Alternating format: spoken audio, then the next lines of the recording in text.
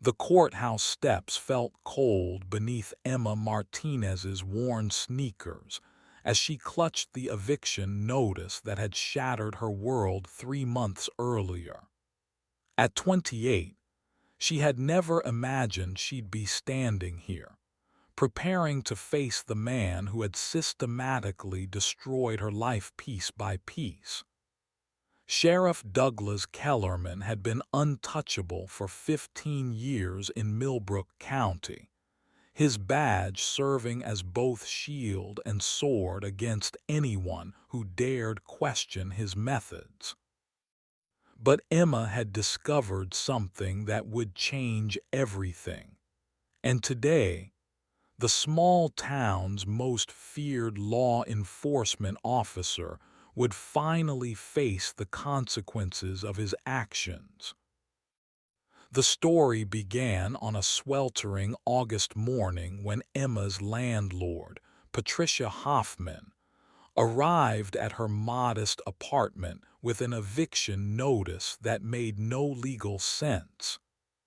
Emma had been a model tenant for 3 years, never missing rent, keeping the property immaculate, and maintaining good relationships with neighbors. The notice claimed she had violated lease terms by running an illegal business from her home, harboring dangerous animals, and disturbing the peace, all completely fabricated charges that Emma could easily disprove. What Emma didn't know was that Sheriff Kellerman had been pressuring landlords throughout the county to evict certain tenants as part of his personal crusade to clean up neighborhoods he deemed undesirable. Emma's crime had been filing a complaint with the state about excessive force she witnessed during a traffic stop 6 months earlier. Kellerman had decided to make an example of her, using his influence to manipulate property owners into doing his dirty work. When Emma tried to fight the eviction in court, she discovered that Judge Harold Westbrook was Kellerman's longtime fishing buddy and golf partner. Her evidence was dismissed without proper consideration. Her character witnesses were intimidated into not testifying, and her attorney suddenly withdrew from the case after receiving anonymous threats about his family's safety. The legal system that was supposed to protect her had been corrupted from within, leaving her feeling helpless and alone. The eviction proceeded despite Emma's desperate attempts to prove her innocence. She lost her home, her sense of security, and nearly her sanity as Kellerman continued his campaign of harassment. Traffic stops became daily occurrences, each one an opportunity for him to humiliate her in front of neighbors and coworkers. He would arrive at her new temporary housing locations and inform landlords about her criminal history, making it nearly impossible for her to find stable housing. Emma's breaking point came when Kellerman showed up at her workplace, a small veterinary clinic where she worked as a technician, and told her boss, Dr. Michael Reynolds, that she was under investigation for animal cruelty. The accusation was not only false but particularly cruel given Emma's genuine love for animals and dedication to their care. Dr. Reynolds, fearing for his practice's reputation, had no choice but to suspend Emma pending the investigation, leaving her without income or purpose. Living out of her car and surviving on savings that were rapidly depleting, Emma realized that traditional channels of justice were closed to her. Kellerman had spent years building a network of corrupt relationships that protected him from accountability. The state police dismissed her complaints as the rantings of a disgruntled citizen, and local politicians refused to get involved in what they viewed as a law enforcement matter. Emma understood that if she wanted justice, she would have to find another way. During her lowest moment, camping in a rest area outside town because she had nowhere else to go, Emma encountered Maria Santos, a former county employee who had been forced out of her job 2 years earlier. Maria revealed that she wasn't the first person to be targeted by Kellerman's unofficial punishment system. Over the past decade, dozens of citizens who had filed complaints or challenged his authority had faced similar retaliation.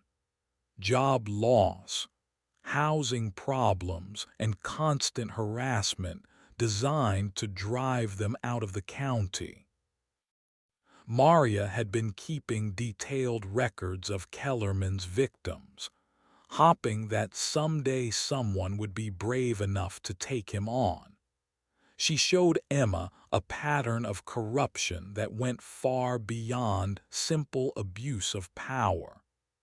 Kellerman had been taking bribes from certain business owners in exchange for ignoring code violations, skimming money from evidence lockers, and using county resources for personal purposes. The sheriff's department had become his personal fiefdom, with deputies either too scared or too corrupt to report his activities. Armed with this information, Emma realized she had two choices: flee the county and try to rebuild her life elsewhere, or stay and fight for justice not just for herself, but for all of Kellerman's victims. The decision wasn't easy. Continuing to challenge him meant risking even more severe retaliation, possibly including physical harm. But Emma couldn't live with herself knowing that her silence would allow him to continue destroying innocent lives. Emma decided to document everything, starting with her own case and expanding to include testimonies from other victims. She reached out to people Maria had identified, many of whom were initially reluctant to speak out due to fear of further retaliation.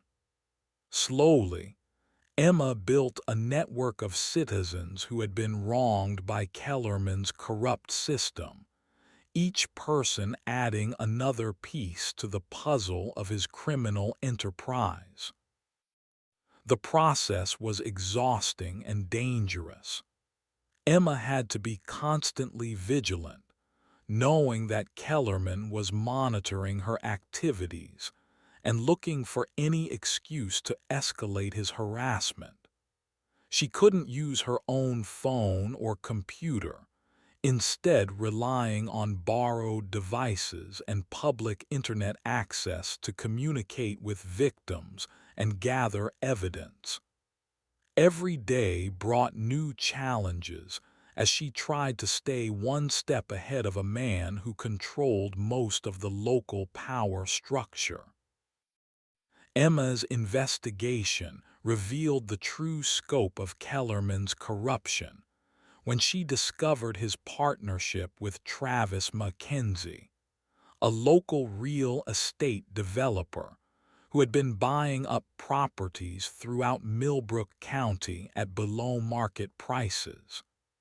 The scheme was elegant in its simplicity. Kellerman would target homeowners and renters in desirable neighborhoods, using his authority to create legal problems that forced them to sell or abandon their properties. Mackenzie would then swoop in with cash offers, renovate the properties, and flip them for substantial profits.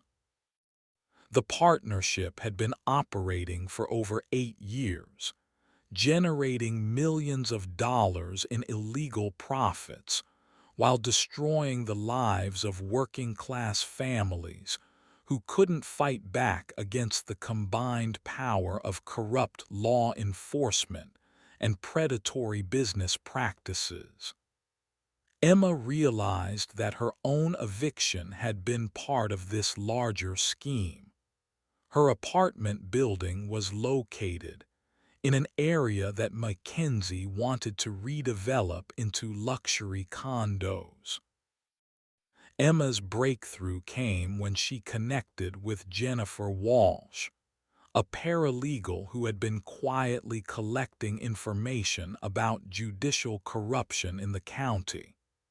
Jennifer revealed that Judge Westbrook wasn't just Kellerman's friend. He was also a silent partner in several of Mackenzie's development projects. The entire system was rigged from top to bottom, with law enforcement, judiciary, and business interests working together to exploit vulnerable residents. Armed with this knowledge, Emma began reaching out to journalists and government agencies outside the county. Her first attempts were met with skepticism.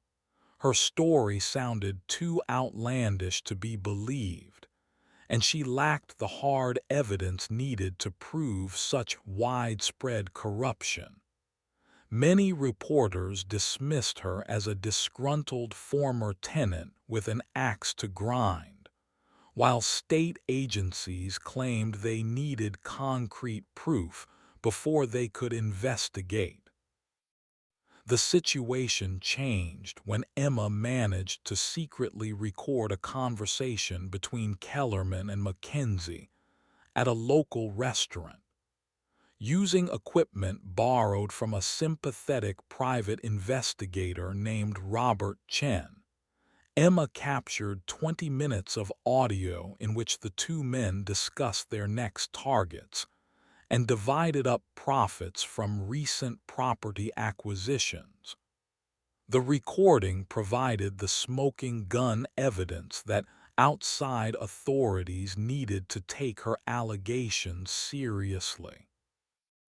Emma's next challenge was staying safe while the investigation proceeded.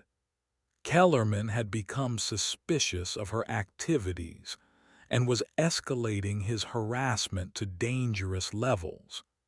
He began following her at all hours, making threatening phone calls, and even searching her car during pretextual traffic stops. Emma realized that she needed protection, but local law enforcement couldn't be trusted, and state police were slow to respond. The solution came from an unexpected source. Her former boss, Dr. Reynolds, who had been investigating Emma's suspension and discovered that Kellerman's animal cruelty allegations were completely fabricated. Feeling guilty about his role in Emma's termination, Dr. Reynolds offered to help by providing her with a place to stay and resources to continue her investigation. His veterinary clinic became Emma's unofficial headquarters, with security cameras and multiple staff members providing witnesses to any potential retaliation. Emma's network of victims continued to grow as word spread about her investigation. People who had suffered in silence for years began coming forward with their stories, each one adding another layer to the criminal conspiracy. There was Marcus Johnson, an Army veteran who lost his home after filing a complaint about excessive force during his son's arrest. Rebecca Taylor, a single mother who was fired from her county job after reporting sexual harassment by one of Kellerman's deputies. David Park, a small business owner who was driven out of town after refusing to pay protection money to avoid code enforcement harassment. The pattern was always the same. Citizens who challenged Kellerman's authority faced systematic retaliation designed to destroy their lives and drive them away. Those who stayed quiet and paid the unofficial taxes were left alone, while those who spoke up were crushed by the full weight of corrupted government power. Emma realized that she wasn't just fighting for herself. She was fighting for the soul of her community. As Emma prepared to present her evidence to federal authorities, she faced her most difficult decision yet. The FBI had indicated they were willing to open an investigation, but they needed Emma to wear a wire during a meeting with Kellerman to capture him discussing the criminal enterprise. The request was terrifying. If Kellerman discovered the recording device, Emma's life would be in serious danger. But without additional evidence, there was a chance that the investigation might not result in charges. Emma spent sleepless nights weighing the risks and benefits of cooperating with the federal investigation. She knew that wearing a wire was extremely dangerous, especially given Kellerman's paranoid state and history of violence. But she also understood that this might be her only chance to stop him from destroying more lives.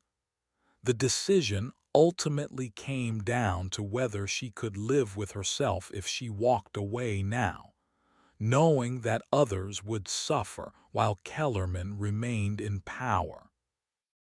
The decision to wear the wire came after Emma learned about Kellerman's latest victim, 16-year-old Ashley Rodriguez, whose family was being evicted from their home of 10 years because her father had witnessed a deputy planting drugs during a traffic stop. Ashley was set to graduate as valedictorian of her high school class, but the family's housing crisis was threatening her ability to finish school and accept a full scholarship to college. Emma realized that if she didn't act now, Kellerman would continue destroying innocent lives indefinitely. The FBI's plan was straightforward but dangerous. Emma would arrange to meet Kellerman under the pretense of offering him information about other victims who were planning to come forward. The wire would be concealed in a button on her jacket, with backup recording devices hidden in her car and purse. Federal agents would be positioned nearby, but they warned Emma that if something went wrong, they might not be able to reach her in time. Emma spent 2 weeks preparing for the meeting, rehearsing her cover story and learning how to operate the recording equipment. The FBI provided her with a panic button that would alert agents if she felt threatened, but they emphasized that her safety depended on staying calm and not arousing Kellerman's suspicions. The slightest hint that she was recording their conversation could result in violence. The meeting was scheduled for a secluded park outside town, a location that Kellerman had chosen because it would be private but not completely isolated. Emma arrived early and tested her equipment one final time before Kellerman's patrol car pulled into the parking lot. Her heart was pounding as she watched him approach, knowing that the next hour could determine whether justice would finally be served or whether she would become another casualty of his corruption. Kellerman was immediately suspicious, questioning why Emma wanted to meet and what information she claimed to have. Emma stuck to her script, telling him that she had been contacted by other victims who were planning to go to the media and that she thought he should know who was talking. She offered to provide names and details in exchange for him calling off his campaign of harassment against her. The conversation started cautiously, with both parties testing each other's motivations. Kellerman was clearly interested in learning about potential threats to his operation, while Emma tried to guide the discussion toward incriminating admissions. The breakthrough came when Kellerman, believing he could trust Emma's desperation, began bragging about his power and influence over local officials and business owners. Over the course of 45 minutes, Kellerman provided a detailed confession of his criminal activities. He explained how he had been systematically targeting citizens who opposed him, using his network of corrupt officials to manufacture legal problems that destroyed their lives. He bragged about his partnership with Mackenzie and other developers, describing how they had stolen millions of dollars worth of property from unsuspecting residents. Most damning of all, Kellerman revealed his plans to expand the operation to neighboring counties, having already made contact with corrupt officials who were willing to participate in similar schemes. He talked about specific upcoming targets, including several families who had recently filed complaints about police misconduct. The recording captured everything the FBI needed to build a comprehensive case against the entire criminal conspiracy. Emma's relief at successfully completing the recording was tempered by Kellerman's parting threat. As they prepared to leave, he grabbed her arm and warned her that if she ever caused him problems again, she would disappear like other troublemakers had in the past. The threat was clear and specific, providing additional evidence of his willingness to use violence to maintain his criminal enterprise. The arrest came 3 days later, coordinated simultaneously across multiple locations to prevent Kellerman and his co-conspirators from destroying evidence or fleeing the jurisdiction. FBI agents arrested Kellerman at his home, while state police took Mackenzie into custody at his office. Judge Westbrook was arrested at the courthouse, and several deputies who had participated in the conspiracy were taken into custody at the sheriff's department.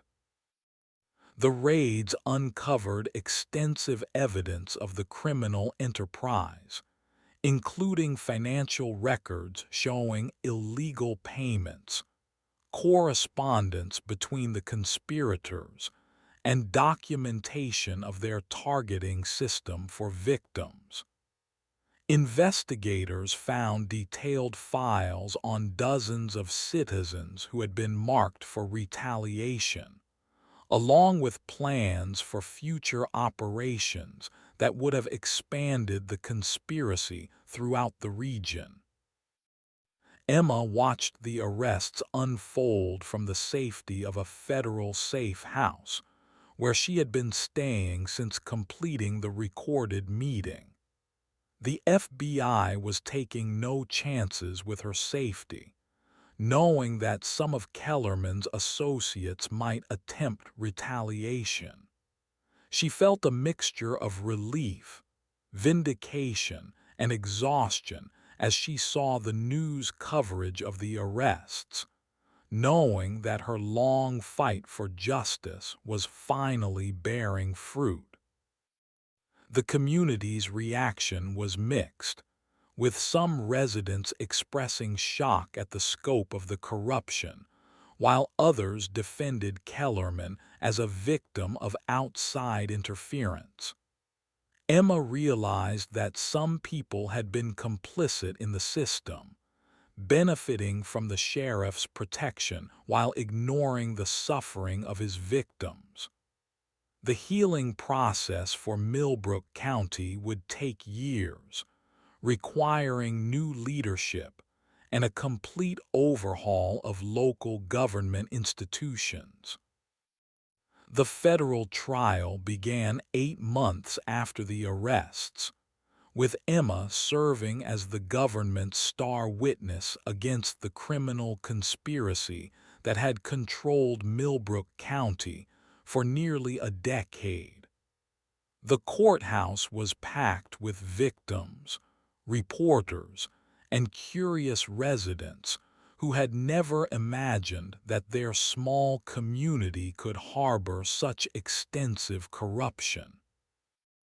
Emma testified for 3 days, detailing her personal experience with Kellerman's retaliation and explaining how her investigation had uncovered the broader criminal enterprise.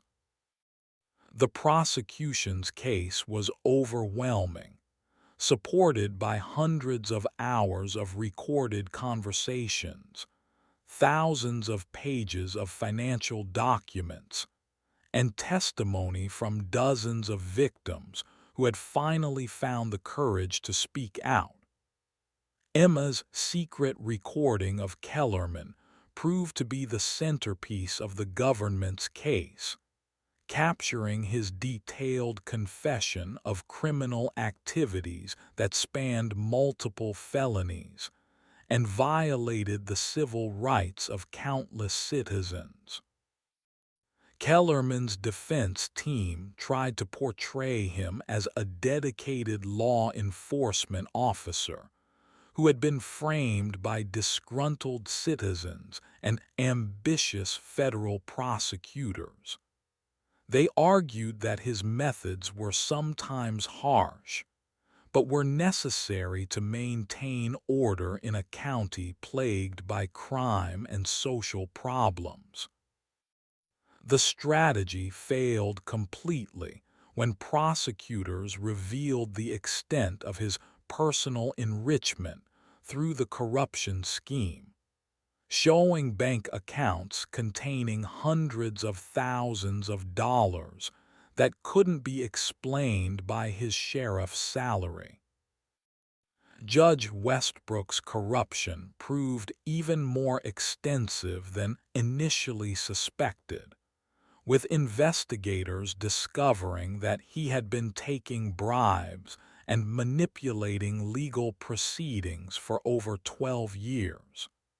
His partnership with Mackenzie had generated millions in illegal profits, while his judicial decisions had destroyed the lives of hundreds of innocent people who had trusted the legal system to protect them.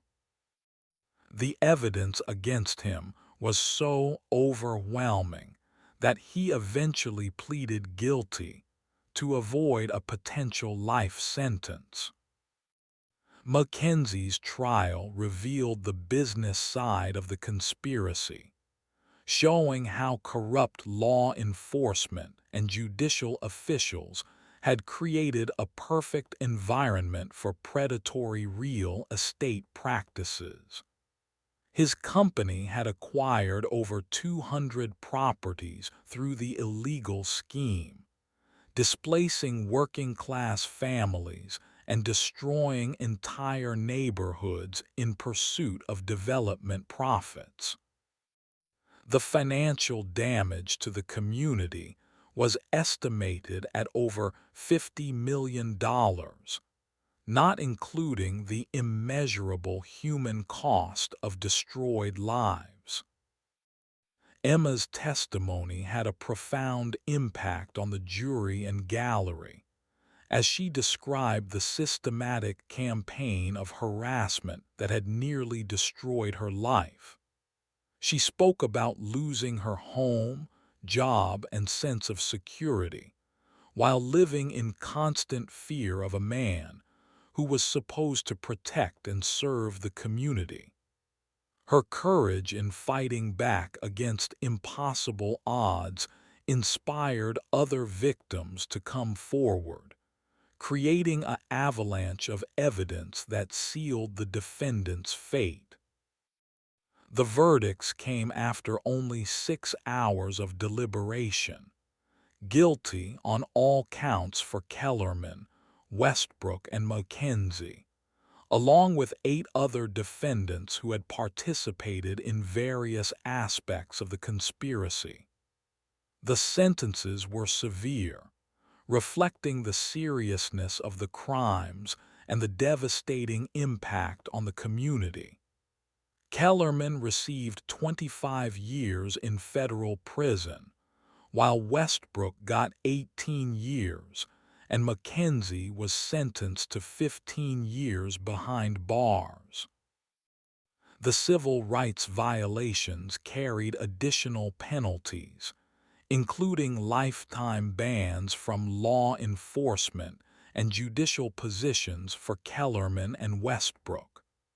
The financial penalties were equally severe, with the defendants ordered to pay millions in restitution to their victims and forfeit all assets acquired through their criminal activities. The message was clear: corruption at this level would not be tolerated, regardless of the perpetrator's position or political connections. Emma felt a complex mixture of emotions as she watched the sentences being imposed. Justice had finally been served, but the victory came at an enormous personal cost. She had lost 3 years of her life fighting a system that should have protected her, and many other victims had suffered even more severe consequences. The trial's conclusion brought closure, but it couldn't undo the damage that had been inflicted on so many innocent people. The aftermath of the trial saw significant changes in Millbrook County's government structure, with new leadership committed to transparency and accountability. The sheriff's department was placed under federal oversight, while the judicial system underwent major reforms to prevent future corruption. Emma played a key role in these changes, serving on citizen oversight committees and helping to develop new policies to protect whistleblowers and victims of official misconduct. Emma's personal recovery took longer than the legal proceedings, as she struggled to rebuild her life after years of trauma and instability. The financial settlement from the civil lawsuit helped, but money couldn't restore her sense of security or erase the memories of constant fear and harassment. She underwent therapy to deal with the psychological impact of her ordeal, slowly learning to trust institutions and relationships again. The story of Emma's fight against corruption became a case study in law enforcement academies and legal schools across the country, demonstrating both the dangers of unchecked authority and the power of individual courage in confronting injustice. Her experience inspired changes in state laws regarding police accountability and judicial oversight, creating new protections for citizens who report official misconduct. 2 years after the trial, Emma had rebuilt her life and career, working as an advocate for government transparency and victims' rights. She traveled throughout the region speaking about her experience and helping other communities identify and address corruption in their local institutions. Her message was simple but powerful. Ordinary citizens have the power to demand accountability from their government, but only if they're willing to stand up and fight for justice. The long-term impact of Emma's victory extended far beyond Millbrook County. As news of the corruption case spread throughout the state and attracted national attention to the problem of small-town political corruption, federal investigators used the case as a model for similar investigations in other jurisdictions, uncovering comparable schemes in dozens of communities where corrupt officials had believed they were untouchable. Emma's courage in standing up to Kellerman had exposed a pattern of abuse that affected thousands of people across multiple states. The legislative response was swift and comprehensive, with new laws designed to prevent the type of systematic corruption that had flourished in Millbrook County. State governments strengthened oversight mechanisms for local law enforcement, created independent bodies to investigate complaints of official misconduct, and established better protections for whistleblowers who reported corruption.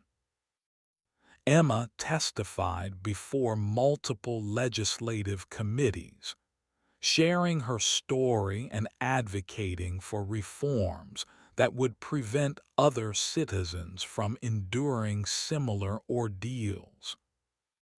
Emma's advocacy work brought her into contact with victims of corruption from across the country, each with their own story of official abuse and the struggle for justice. She discovered that her experience, while extreme, was not unique. Corrupt officials in positions of power were systematically preying on vulnerable citizens in communities throughout America. The realization strengthened her resolve to continue fighting for accountability and reform at all levels of government. The personal cost of Emma's victory became clear as she struggled to maintain relationships and find stability in her post-trial life. The trauma of years of harassment and the stress of the legal battle had taken a toll on her physical and mental health, requiring ongoing medical treatment and therapy. Some family members and former friends remained distant, uncomfortable with the attention and controversy that surrounded her case, leaving Emma feeling isolated despite her public vindication. Professional opportunities came slowly, as many potential employers were reluctant to hire someone who had become known for challenging authority figures. Emma eventually found work with a nonprofit organization focused on government accountability, where her experience and expertise were valued rather than seen as a liability. The position allowed her to channel her passion for justice into productive work, helping other victims of official corruption navigate the complex legal and political systems. The financial settlement from the civil lawsuit provided Emma with security she had never experienced before, but money couldn't restore what had been taken from her during the years of harassment. She used much of the settlement to establish a foundation that provided legal assistance to victims of government corruption, ensuring that future whistleblowers would have resources and support that she had lacked during her darkest moments. Emma's relationship with her hometown remained complicated, as the community struggled to come to terms with the extent of corruption that had been exposed during the trial. Some residents embraced the changes and thanked Emma for her courage, while others resented the negative attention and continued to defend the former officials. The division reflected deeper issues about accountability and the willingness of communities to confront uncomfortable truths about their institutions. The ongoing federal oversight of Millbrook County's government provided a measure of protection against future corruption, but Emma understood that lasting change required more than legal reforms. She worked with community groups to promote civic engagement and education, helping residents understand their rights and responsibilities in maintaining accountable government. The process was slow and sometimes frustrating, but Emma remained committed to building a better future for her community. 5 years after the trial, Emma reflected on her journey from victim to advocate, recognizing both the progress that had been made and the work that remained to be done. Kellerman and his co-conspirators were serving their sentences in federal prison. New leadership had restored integrity to local government, and dozens of other corruption cases had been prosecuted using the precedent established by her case. Yet Emma knew that corruption was an ongoing threat that required constant vigilance from citizens and officials alike. The media attention surrounding Emma's case gradually faded, but the impact of her courage continued to ripple through communities across the country. Other whistleblowers cited her example when deciding to come forward with evidence of official misconduct, while prosecutors and investigators used techniques developed during her case to build stronger corruption cases. Emma's story had become part of the larger narrative about the importance of individual courage in defending democratic institutions. Emma's speaking engagements at law schools, police academies, and civic organizations provided opportunities to share the lessons learned from her experience with future leaders and current officials. She emphasized that corruption thrives in environments where citizens are passive and officials face no consequences for their actions, while accountability and transparency require active participation from all members of society. The foundation Emma established grew to serve victims of corruption across multiple states, providing legal assistance, emotional support, and advocacy training to people facing similar challenges. Many of the Foundation's clients were ordinary citizens who had discovered wrongdoing in their local governments and needed help navigating the complex process of reporting and prosecuting corruption cases. Emma's transformation from victim to national advocate reached its culmination when she was invited to testify before Congress about the need for stronger federal oversight of local government corruption. Her appearance before the House Judiciary Committee drew nationwide attention to the ongoing problem of official misconduct in small communities, where traditional oversight mechanisms often fail. Emma's testimony was broadcast live on national television, bringing her story to millions of Americans who had never heard about the corruption case that had changed her life. The congressional hearing revealed that Emma's experience in Millbrook County was part of a much larger pattern of corruption affecting rural and small-town America.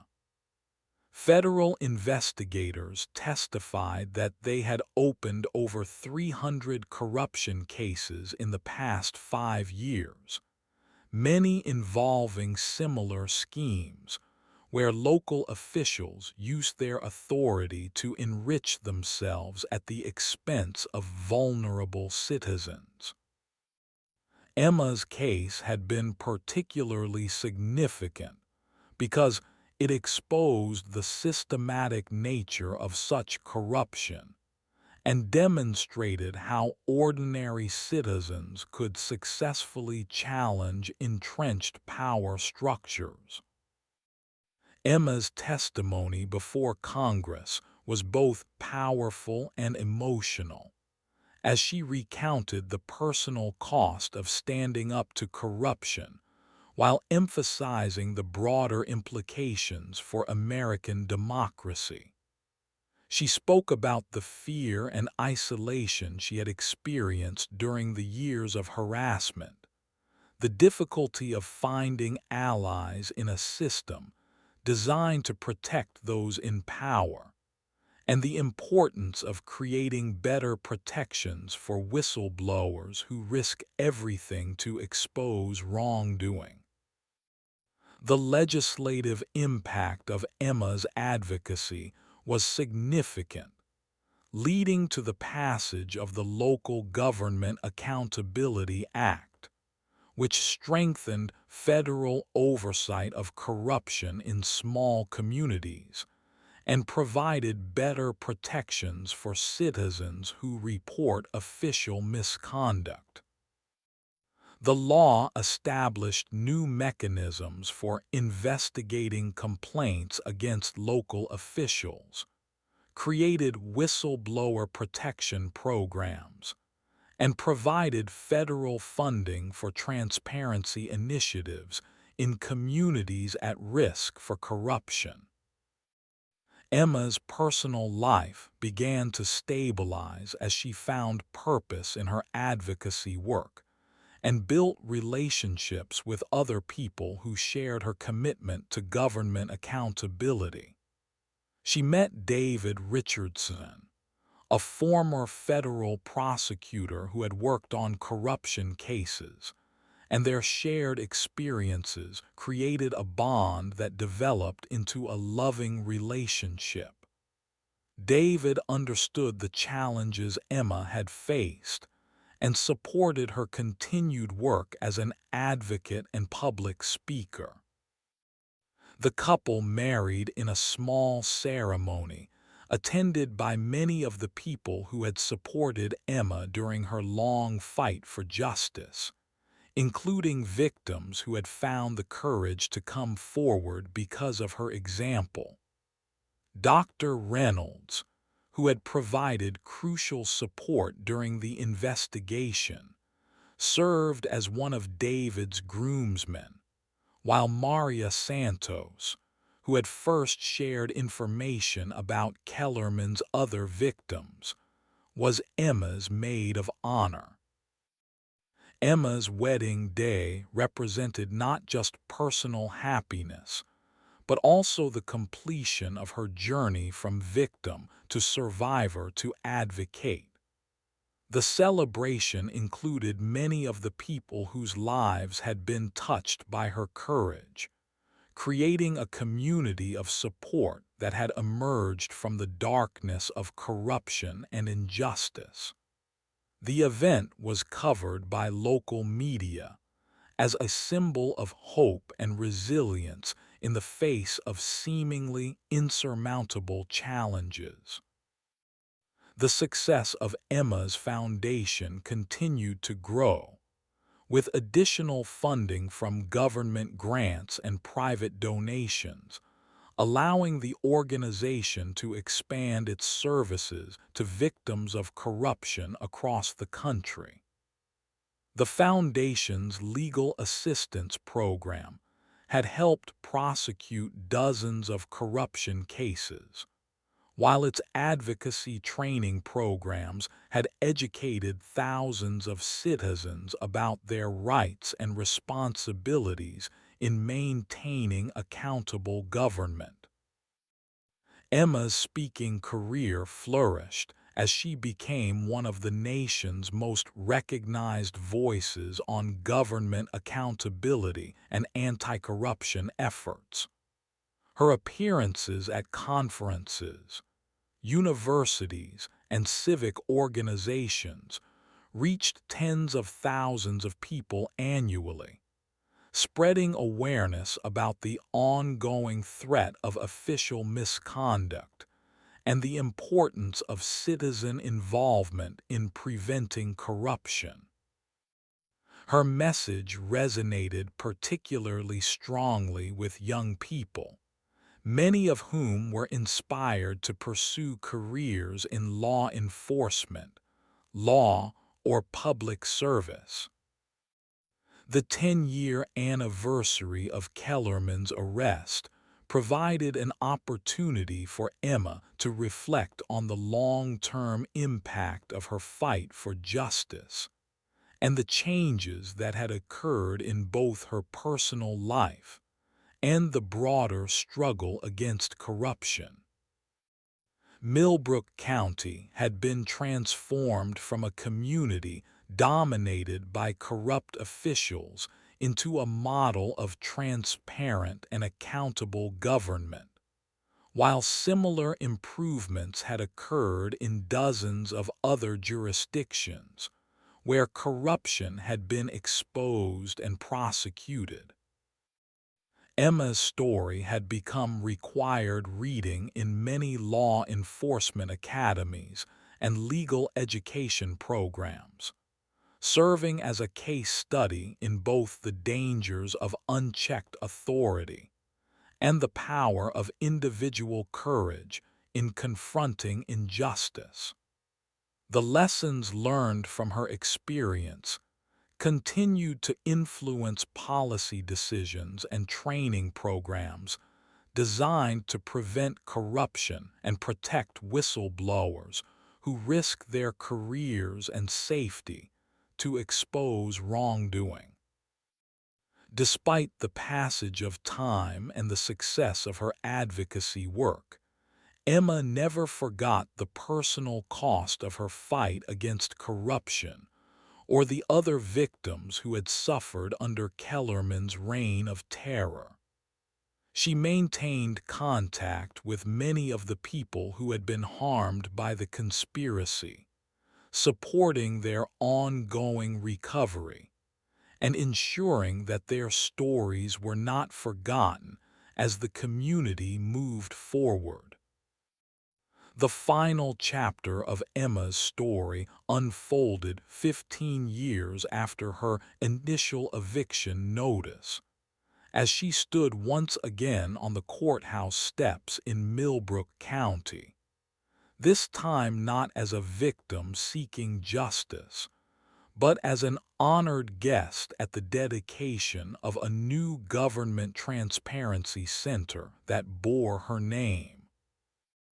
The Emma Martinez Center for Government Accountability would serve as a resource for citizens throughout the region, providing legal assistance, advocacy training, and educational programs designed to prevent corruption and promote civic engagement. The dedication ceremony drew hundreds of people, including many of the victims who had been helped by Emma's foundation, law enforcement officers who had learned from her experience, and government officials who had implemented reforms inspired by her advocacy. The keynote speaker was the current sheriff of Millbrook County, Lieutenant Rebecca Chen, who had been hired from outside the community specifically to rebuild the department's reputation and implement new standards of accountability and transparency.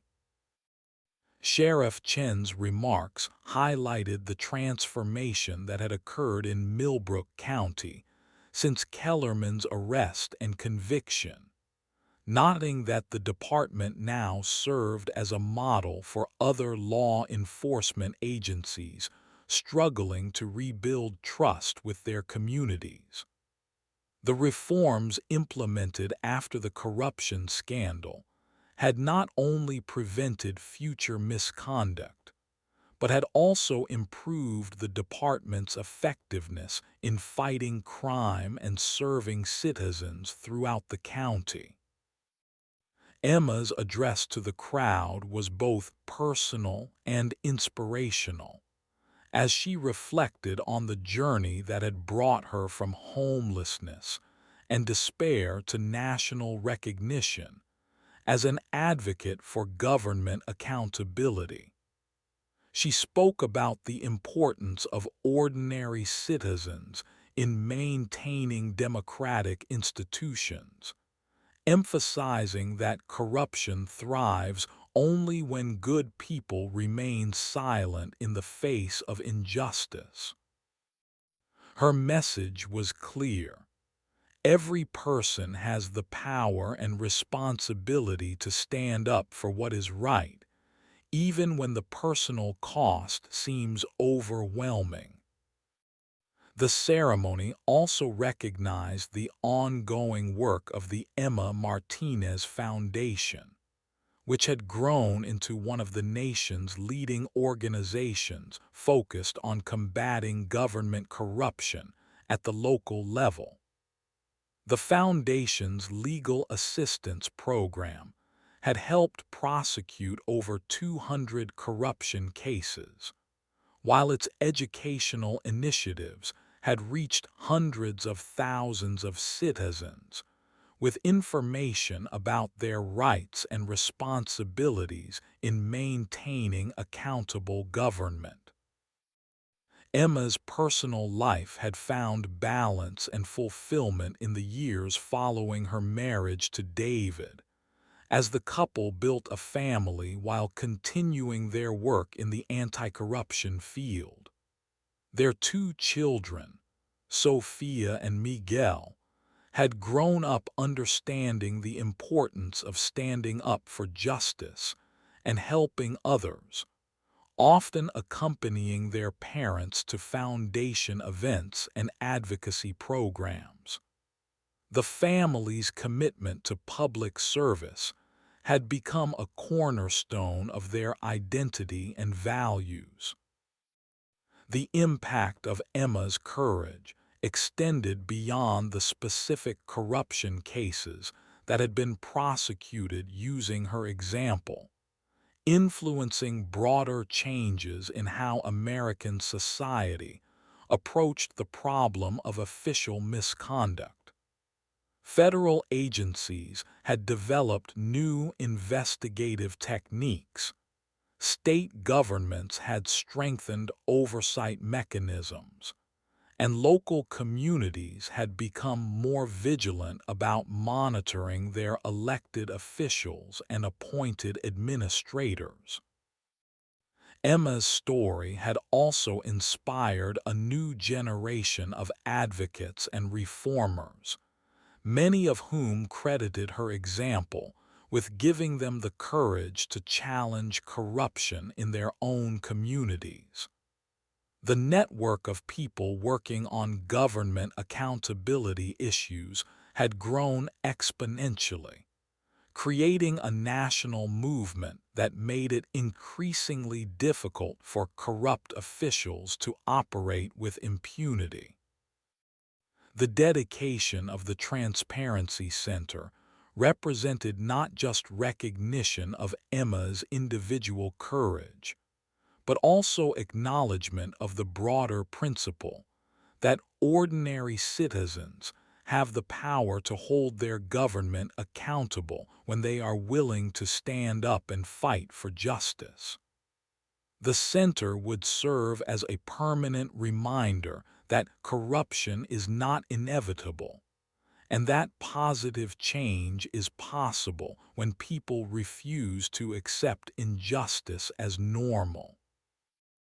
As Emma looked out at the crowd gathered for the dedication ceremony, she saw faces that represented every aspect of her journey. Former victims who had rebuilt their lives, law enforcement officers committed to serving with integrity, government officials working to maintain transparency, and young people inspired to make a difference in their communities. The transformation was remarkable, but Emma understood that the work of maintaining accountable government was never finished.